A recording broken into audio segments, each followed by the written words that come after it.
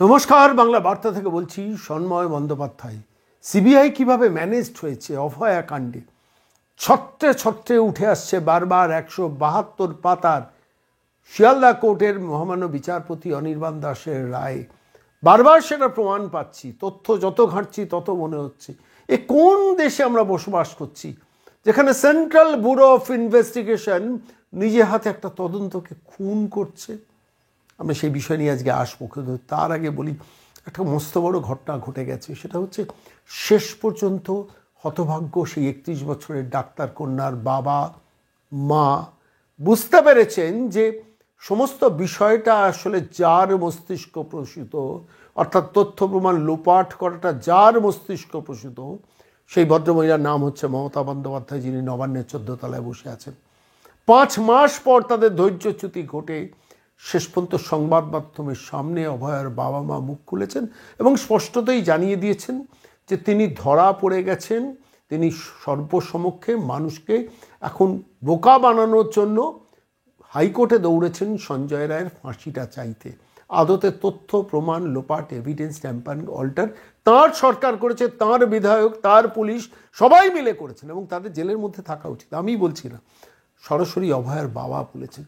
আমি সেই হতভাগ্য বাবা মার কন্যা হারানো, সেই সন্তান হারানো বাবা মার সেই আর্তিটা শোনাবো আজকে প্রথমেই প্রতিবেদনের এই পর্বে আপনাদের। আমাদের এই মেয়ের মৃত্যুর জন্য মুখ্যমন্ত্রী দায়ী। আজকে সঞ্জয় যেহেতু উনি যাবজ্জীবন দিয়েছেন, তার বিরুদ্ধে মামলা করতে আবার হাইকোর্টে দৌড়াচ্ছে।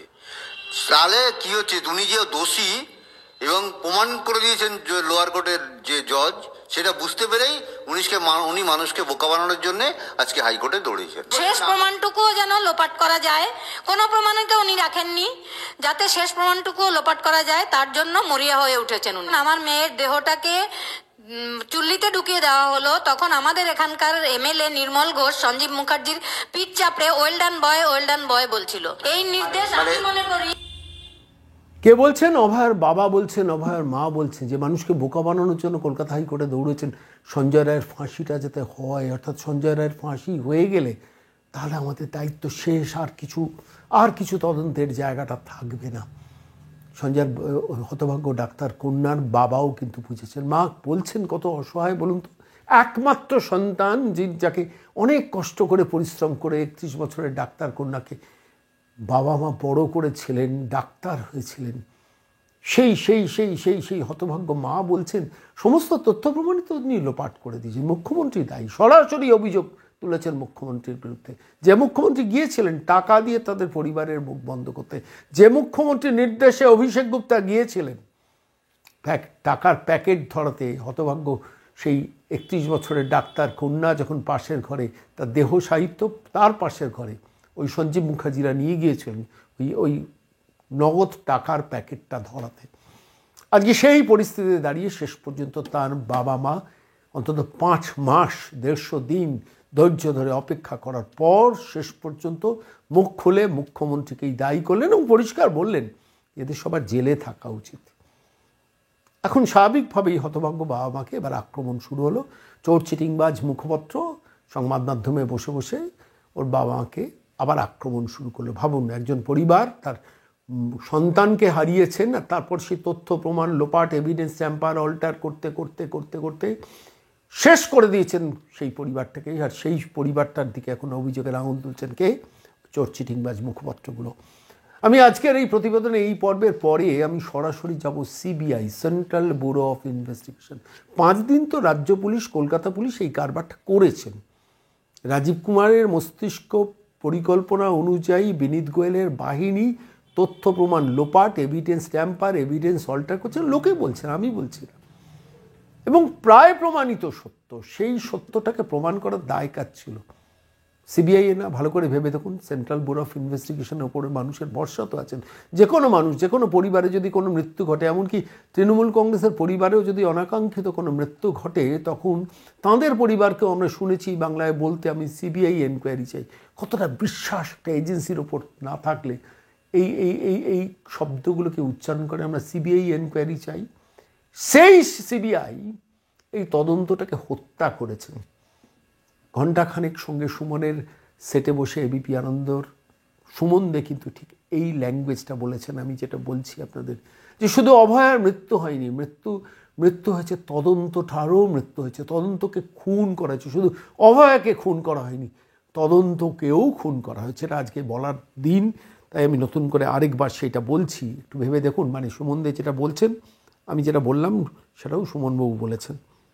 রায় দোষী এবং তা কঠোরতম শাস্তি হোক, কারুর আপত্তি নেই, কিন্তু সঙ্গে কি আর কেউ ছিল? এ তো ডিফেন্সের পার্টে গেল, প্রসিকিউশন কি করছিল, তদন্ত কি হচ্ছিল? পরিষ্কার প্রশ্ন তুলতে চাই আমরা যে অভয়া শুধু খুন হয়নি, খুন হয়েছে তদন্ত। কেন?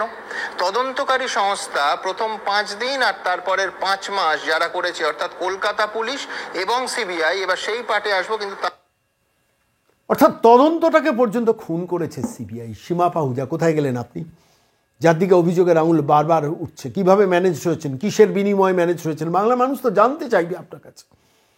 অভয়ের বাবা যখন ফোন করে বলেছেন যে ম্যাডাম আমাদের আরও কিছু খবর দেওয়ার আছে, কি অবস্থা এখন ইনভেস্টিগেশনটা হচ্ছেন, উত্তর দিয়েছেন এই সীমা পাহুজা, ভগবানের উপর ভরসা রাখুন। আর এদিকে এই কীর্তি করেছেন। কোন কীর্তি করেছেন? 172 পাতার রায়, প্রত্যেকটা পাতায় পাতায় সেগুলো উল্লেখিত। আমি আজকে সেই 172 পাতা সেই রায়ের 88 নম্বর পাতাতে একটু আমি বাংলা বার্তার দর্শকদের নিয়ে যেতে চাই, যেখানে মহামান্য বিচারপতি কি উল্লেখ করেছেন সেটা একটু বাংলার মানুষকে জানানো উচিত। শেষ প্যারা দিয়ে আমি শুরু করি, যেখানে 648 নম্বর প্যারা 648 নম্বর প্যারাতে তিনি লিখেছেন, পয়েন্টে কি লিখছেন মহামান্য বিচারপতি? She did not take any endeavor to locate the actual scene of crime and that she blindly followed the investigation conducted by the Kolkata police. Kolkata police যা করেছেন সেটাকে তিনি ব্লাইন্ডলি, অন্ধভাবে ফলো করে গেছেন। কে বলছেন? মহামান্য বিচারপতি অনির্বাণ দাস। আপনি ভাবতে পারেন মাননীয় বিচারপতিরও চোখে লেগেছে যে কলকাতা পুলিশ যা করেছে সেটাকেই তিনি মেনটেন করে গেছেন। আমি আরেকবার একটু পড়ে শোনাই আপনাদের লাইনটা। 648 নম্বর পয়েন্টে লিখছেন মহামান্য বিচারপতি, শি ডিড নট টেক, অর্থাৎ শি বলতে Seema Pahuja, she did not take any endeavour to locate the actual scene of crime and she had blindly followed the investigation conducted by the Kolkata police. এবং তারপরে লিখছেন, was falsely implicated to shield the real culprit behind the incident, অর্থাৎ real কালপিটকে বাঁচানোর ব্যাপারটাকেও অস্বীকার করে গেছেন এই সীমা পাহুজা। কাদের ওপর বিশ্বাস রেখেছে বাংলার মানুষ বলুন তো? সিবিআই করে আমরা সবাই বিশ্বাস রেখেছিলাম। সেই সেন্ট্রাল ব্যুরো অফ ইনভেস্টিগেশনের সীমা পাহুজারা এই কীর্তিটা করেছেন। কিভাবে ম্যানেজ হয়েছেন, কোথা থেকে ম্যানেজ হয়েছেন, কেন ম্যানেজ রয়েছেন, কিসের বিনিময়ে ম্যানেজ রয়েছেন? সিবিআইয়ের বিরুদ্ধেই তো মামলাটা এখন হওয়া উচিত। আবার সিবিআই গেছে, মমতা বন্দ্যোপাধ্যায় চাইছেন সঞ্জয়ের ফাঁসি হোক, সিবিআই চাইছে সঞ্জয়ের ফাঁসি হোক। সঞ্জয়ের ফাঁসি হলে ল্যাটা চুকে যাবে, আর কোনো ইনভেস্টিগেশনের দরকার হবে না। ইতিমধ্যে আপনার সাপ্লিমেন্টারি চার্জশিট ওই সন্দীপ ঘোষ, অভিজিৎ মণ্ডলদের বিরুদ্ধে দিতে পারলাম না 90 দিনের মধ্যে, আপনারা যা করার করে নিন বলে দিয়েছেন, সেকেন্ড অফিসারদের দিয়ে বলিয়ে দিয়েছেন আদালতে, তারা জামিন পেয়ে গেছেন। এদিকে সঞ্জয় রায়ের যদি ফাঁসিটা হয়ে যেত, ল্যাটা চুকে যেত, আমরা চ্যাপ্টার ক্লোজ করে দিল্লির ফ্লাইট ধরে চলে যেতাম। দিল্লিতে হয়তো চলেই গেছেন এতদিনে। কি করে গেছেন তার আগে ভাবতে পারেন? আমি বলছি এই 172 পাতার রায় সবার পক্ষে পড়া সম্ভব নয়। আমি প্রত্যেকটা পাতায় চোখ বোলাচ্ছি, শিহরিত হচ্ছি বারবার করে। 642 নম্বর পয়েন্টে কি লিখেছেন শুনুন এই সীমা পাহুজার সম্বন্ধে মহামান্য বিচারপতি। She did not collect any fingerprint impression of the accused. যে অ্যাকিউজড অর্থাৎ সঞ্জয় রায়ের কোনো ফিঙ্গারপ্রিন্ট দেননি। She did not collect any fingerprint impression of the accused or did not attempt to get any chance fingerprint from the seized articles, especially the Bluetooth earphone. Bluetooth ইয়ারফোনে ফিঙ্গারপ্রিন্টের যেটা দরকার একটা যে কোনো তদন্তের এই ব্যাপারে, সেটা পর্যন্ত কালেক্ট করেননি কিছু। তদন্ত করেছেন কে করেছেন? সিবিআই, সীমা পাহুজা। তারপর কি লিখছেন? The said IO also deposed that she personally did not examine any nursing staff ayah or the group D staff of the RG Kar hospital. ভাবতে পারেন এত বড় একটা তদন্ত, যে তদন্তের দিকে সারা পৃথিবীর মানুষ তাকিয়েছিল, তার ইনভেস্টিগেটিং অফিসার নিজে কোনো আয়া নার্সিং স্টাফ কাউকে জেরা পর্যন্ত নিজে বসে করেননি। কি করেছেন বসে বসে ভাবতে পারেন? কিসের বিনিময়? বাংলার মানুষ জানতে চাইছে কিসের বিনিময়? নগদ অর্থের বিনিময় বলুন। আমি বলছি এই সীমা পাহুজার বিরুদ্ধে এক্ষুনি এফআইআর হওয়া উচিত, মামলা হওয়া উচিত, এবং পরিবারের তরফ থেকে করা উচিত যে ইনি আমাদের মিসলেড করেছেন। পরিবার যেটা সিদ্ধান্ত নিয়েছে ইতিমধ্যে সেটা হচ্ছে যে সরাসরি সিবিআইয়ের সঙ্গে আর কোনো কথা নয়, অভয়ের বাবাকে আমি বলতে শুনেছি, তিনি বলেছেন যে আমরা আদালতের মাধ্যমে সিবিআইয়ের কাছ থেকে এই প্রশ্নগুলোর উত্তর চাইব। সেই পথেই তারা কিন্তু হাঁটছেন। কতটা দুর্ভাগ্যের বলুন তো, একজন কন্যাহারা সন্তানের পিতা রাষ্ট্র, প্রশাসন, সরকার, এজেন্সির ওপর ভরসা রেখেছিল, বিশ্বাস রেখেছিল যে আমার মেয়েটাকে তো আমি আর জীবনে খুঁজে পাবো না, হাজার চেষ্টা করেও কাছে পাবো না। সেই মেয়েটাকে যারা মারলো, যার তথ্য প্রমাণ লোপাট করলো, এবং সেই তথ্য প্রমাণ লোপাটকারী ব্যক্তিদের প্রোটেকশন দিচ্ছে এজেন্সি। কলকাতা পুলিশ তো এই করে, কলকাতা পুলিশে তো এই কারবার। মমতা বন্দ্যোপাধ্যায়ের রাজ্য পুলিশ, কলকাতা পুলিশ, রাজীব কুমারের পুলিশ, মনোজ ভার্মার পুলিশ, বিনীত গোয়েলের পুলিশকে এইভাবেই রেখেছেন। অপরাধীদের বাঁচানোর একটা পুলিশি ব্যবস্থা করেছেন। কিন্তু সেন্ট্রাল ব্যুরো অফ ইনভেস্টিগেশন কিসের বিনিময়, কোন অর্থের বিনিময়, কত অর্থের বিনিময়, কিসের বিনিময়, সেটাই তো এখন তদন্তের আওতায় আসা উচিত। 645 নম্বর পয়েন্ট পড়ে শোনাই আপনাদের কাছে। She did not take an initiative to collect the pen drive from Dr. Rajarshi Rai in respect of the CCTV footage of the camera installed at 3rd floor of the emergency building. Chess department বলছেন, মহামান্য বিচারপতি বলছেন যে she did not take initiative। ভালো করে ভাবুন, she did not take initiative, অর্থাৎ সীমা পাহুজা কোনো ইনিশিয়েটিভ নেননি to collect the pen drive. Doctor Rajarshi Roy, chess ডিপার্টমেন্টে যিনি হেড, তার কাছ থেকে কোনো পেন ড্রাইভ, সিসিটিভি ফুটেজে নেওয়ার জন্য কোনো ইনিশিয়েটিভও নেননি, ছেড়ে দিন, ইনিশিয়েটিভও নেননি। কে বলছেন? মহামান্য বিচারপতি জাস্টিস অনির্বাণ দাস। আমরা বলছি না যে সঞ্জয় রায়ের ফাঁসি হলো না কেন, কিভাবে হত্যাকাণ্ডটাকে, তথ্য প্রমাণ লোপাটকারীদের কিভাবে আড়াল করেছে একটা এজেন্সি। আমি বলছি এই 172 পাতার রায় যদি ঠিকঠাকভাবে পড়ে শোনানো যায় না, প্রত্যেকটা পাতায় আছে সেন্ট্রাল ব্যুরো অফ ইনভেস্টিগেশনের শয়তানি এবং বিনীত গোয়েলের পুলিশের শয়তানি। প্রত্যেকটা তথ্যের রন্ধে রন্ধে সেটা প্রমাণিত হয়ে যাচ্ছে। কিসের বিনিময় করেছেন, কত টাকার বিনিময় করেছেন, স্পষ্টতই প্রশ্নটা বাংলার মানুষ এখন করছে সিবিআই এর দিকে। আর সেই সীমা পাহুজাদের দেখা যাচ্ছে না, তারা টেলিফোনে পরিবারকে বলেছেন ভগবানের ওপর ভরসা রাখুন। ভগবানের ওপর ভরসা রেখে একজন কন্যাহারা সন্তান, তার বাবা মা, আজকে তাকে সিবিআই এভাবে ঠকালো। রাজ্য পুলিশ তো ঠকিয়েছে, কলকাতা পুলিশ তো ঠকিয়েছে। তারা কি করেছে? ওয়েল ডান বয় করেছে, অর্থাৎ বডিটাকে দ্রুত দাহ করে দিয়ে তার তৃণমূলের নেতা সন্দীপ মুখার্জিকে, তার বিধায়ক নির্মল ঘোষ বলেছেন ওয়েল ডান বয়। এত কিছুর পর এই অপরাধীর শাস্তি হবে না, সেটাই তো অভয়ের বাবা মা শক্ত মন নিয়ে শেষ পর্যন্ত বলেছেন। আমি আজকের এই প্রতিবেদনের এই পর্বে আমি একটা প্রশ্ন আপনাদের কাছে করবো। আচ্ছা বলুন তো, রাজ্য বিজেপির নেতারা কি করছেন? রাজ্য বিজেপির সভাপতি ডক্টর সুকান্ত মজুমদার, আমি তাকে প্রশ্নটা করছি। কিন্তু রাজ্য বিজেপির সভাপতি, তিনি কেন্দ্রীয় মন্ত্রী। সেন্ট্রাল ব্যুরো অফ ইনভেস্টিগেশনে সীমা পাহুজারা এই কীর্তি করে রেখেছেন।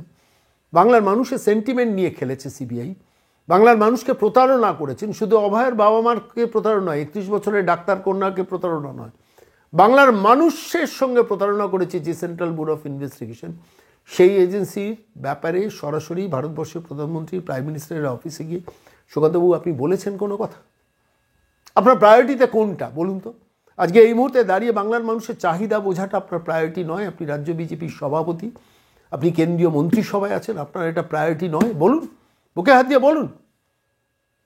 আপনি জন্মদিন পালন করার জন্য দিল্লিতে যাবেন, আপনি র্যাম্পে হাঁটার জন্য দিল্লিতে থাকবেন, আপনি মকর সংক্রান্তিতে স্নান করার জন্য কলকাতায় আসবেন, আপনি নেতাজি সুভাষচন্দ্র জন্মদিনে দৌড়ানোর জন্য রাস্তায় নামবেন, আপনি বালুরঘাটে গিয়ে সেখানে বার অ্যাসোসিয়েশনের মেম্বারদের সঙ্গে তাদের বৈঠকে উপস্থিত থাকবেন, আপনি একটা স্কুলের প্রাইজ ডিস্ট্রিবিউশন সেরিমনিতে উপস্থিত থাকবেন, আর আপনি সিবিআইয়ের বিরুদ্ধে দিল্লিতে গিয়ে কোনো কথা বলবেন না কেন? কিসের জন্য? কোথায় অসুবিধা বলুন না, বুকে হাত দিয়ে বলুন, একটু বলুন। এটা তো বাংলার মানুষের চাহিদা। আমি আপনাকে ছোট করতে চাই না, আপনার কাছে মানুষের এক্সপেকটেশন, এটা সারা ভারতবর্ষের মানুষের এক্সপেকটেশন যে বাংলার রাজনীতিবিদরা দিল্লিতে গিয়ে কি করছেন, কি বলছেন বলুন। আমি জিজ্ঞেস করছি আপনাকে, আপনি রাগ করবেন না, আমি আপনার শত্রু নই, কিন্তু বাংলার মানুষের মনের প্রশ্নটা আমি আজকে রাজ্য বিজেপির সভাপতির কাছে রাখলাম। যে মানুষটা রাজ্য বিজেপির সভাপতি একদিকে, অন্যদিকে কেন্দ্রীয় মন্ত্রিসভার সদস্য, তিনি যে কোনো সময় ভারতবর্ষের প্রধানমন্ত্রীর কাছে পৌঁছতে পারেন। আর সিবিআই যেহেতু প্রধানমন্ত্রীর অফিসের সঙ্গে সংযুক্ত, বলতো সেখানে গিয়ে সিবিআই এর এই অফিসাররা কলকাতায় বসে এই কীর্তিকলাপ করেছে, সীমা পাহুজারা এই কীর্তিকলাপ করেছে, এই রায়ের 172 পাতার রায়ের কপিটা তো সুকান্তবাবু আপনি দিল্লিতে দিয়ে আসতে পারেন ভারতবর্ষের প্রধানমন্ত্রীর দফতরে, যে সিবিআই অফিসাররা বাংলার এক কন্যার হত্যাকাণ্ডে কিভাবে ম্যানেজড হয়েছেন তার কাহিনী, আপনারা কি ব্যবস্থা নেবেন এর বিরুদ্ধে? জানি না, এটা আমার বলার কিসের আছে, আপনার তো করা উচিত ছিল এটা সুকান্তবাবু। আপনার সমস্ত কাজকে র্যাম্পে হাঁটা পড়ে থাকবে, মকর সংক্রান্তি স্নান 1 বছর না করলেও কোনো অসুবিধা হবে না, জন্মদিনের পালন দিল্লিতে গিয়ে না করলেও কোনো অসুবিধা হবে না, কিন্তু বাংলার মানুষের সেন্টিমেন্ট নিয়ে কাজ করাটা তো আপনি রাজ্য বিজেপির সভাপতি প্রথম কাজ ছিল, তবেই তো মানুষের আস্থা এবং বিশ্বাস প্রধান বিরোধী দলের প্রতি আসবে। কেন করেননি সেটা? কিসের জন্য করেননি? কিসের স্বার্থে করেননি? কেউ বলে দিয়েছিল যে এটা নিয়ে কোনো কাজ না করতে? ভাববেন সুকান্তবাবু, রাগ করবেন না, অনেক যন্ত্রণা থেকে বলছি। 31 বছরের ডাক্তার কন্যা যিনি প্রয়াত হয়েছেন, তার বাবা মার বুকের যন্ত্রণাটা যদি আমরা না বুঝি তাহলে আমরা এই বাংলার কেউ নই।